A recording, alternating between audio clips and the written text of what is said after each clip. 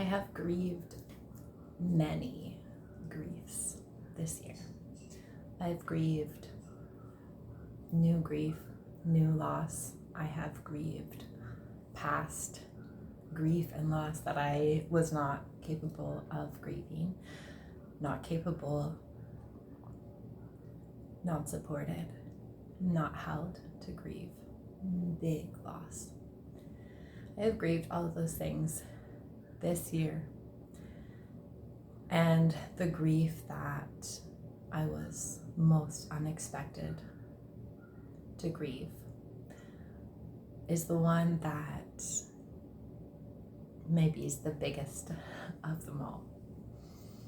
And I know now that this grief, which is for the me, all forms, shapes, identities, aspects, ages of me in this incarnation, or maybe more, I don't know, of not feeling safe, not feeling like I belong, and not feeling like I am loved. To like the depths of my core and my heart's like, no, you're not allowed to say that out loud. That's scary. Don't say that. Appear to feel loved, appear to feel all of those things that you have not struggled with. Appear, which is the very thing that prevents me and keeps me from truly getting to receive safety, love, and belonging, is by denying and rejecting and portraying that grief or that pain inside is not there, when in fact it is and has been the biggest pain and biggest grief of my entire life. Let's not speak about it. No, smile, put a smile on. Everything's good. Oh yeah, look, everybody sees you this way. Let's not talk about that. So when this grief of so deeply desiring to feel safe and belong and loved, which I knew is a struggle, I knew is my pain and my wound, when it unraveled with all the other griefs, allowing myself to grieve was giving praise to the bigness and the worth and the value of these qualities and threads and connection to life, by allowing myself to grieve, is giving praise to how their beauty and value and worth is so tremendous. It's like my grief is offering 1,000 flowers on the altar of these temples that maybe every single one of us are connected to this desire, or are already sitting in the temple of safety, love, or belonging. And if they haven't been, are like either begging or asking to enter these temples. So by acknowledging how incredibly important these threads are, by allowing myself to truly grieve not having them, was like retrieving them from the underworld, retrieving it from the shadows, retrieving it from, oh, shh, don't talk about it. don't tell anybody. But you can tell them, but pretend like it's not that big a deal, you know? Let's not break.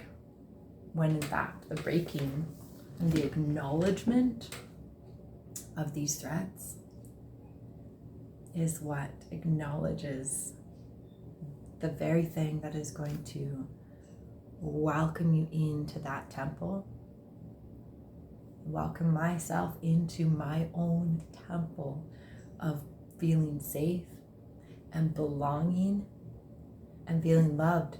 And all of the other threads of grief are all leading me back to that one. And I don't know what it looks like on the other side. I don't know. All I know is that I now get to praise the bigness of these temples of safety, love, and belonging, because I found the door to say yes to this grief, which is allowing, not rejecting, saying, yes, I do feel this pain. I feel this pain because it's so deeply a desire and a longing to have access to these things. So I'm going to feel this pain, because if I didn't feel this pain of not having them, then it probably wouldn't even be a big deal. Like how big we love something is how big the pain can feel. This is like the beauty of duality, which is so incredible, that the very thing that has so much power is rejected is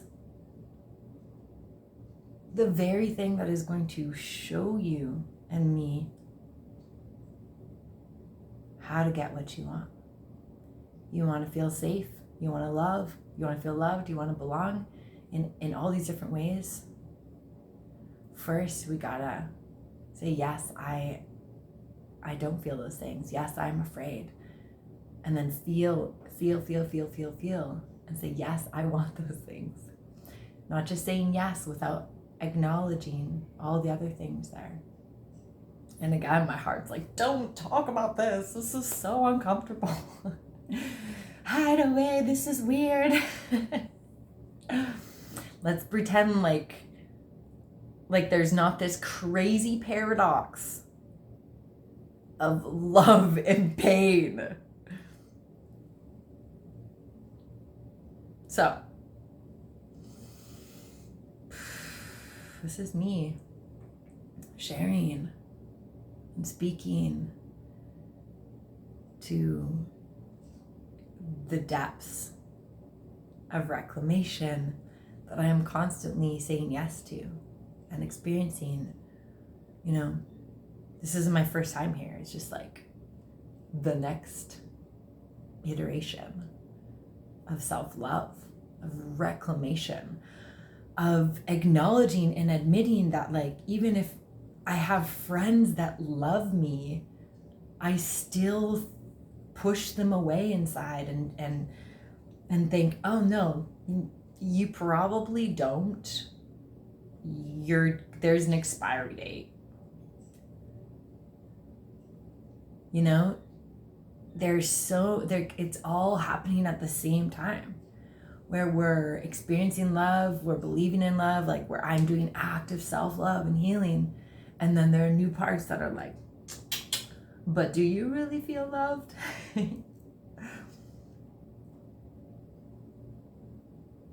So by allowing yourself to cry, rage, speak out loud these things, these tender things, get vulnerable and get real and get honest.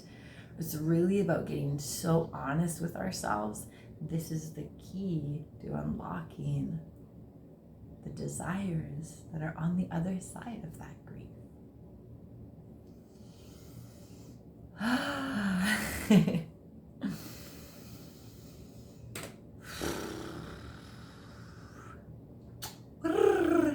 Much love.